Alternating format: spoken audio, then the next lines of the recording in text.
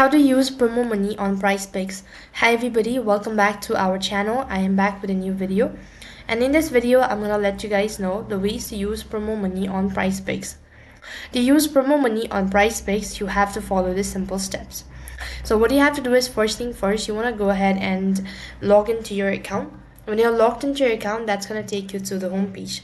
So basically, when you refer a friend, or when you actually send an invitation link to a friend and he or she uses that invitation, then you'll be able to get the promo code. So in order to use it, you could do this. So you could use it while creating your account as well, or you could use it for different purpose as well.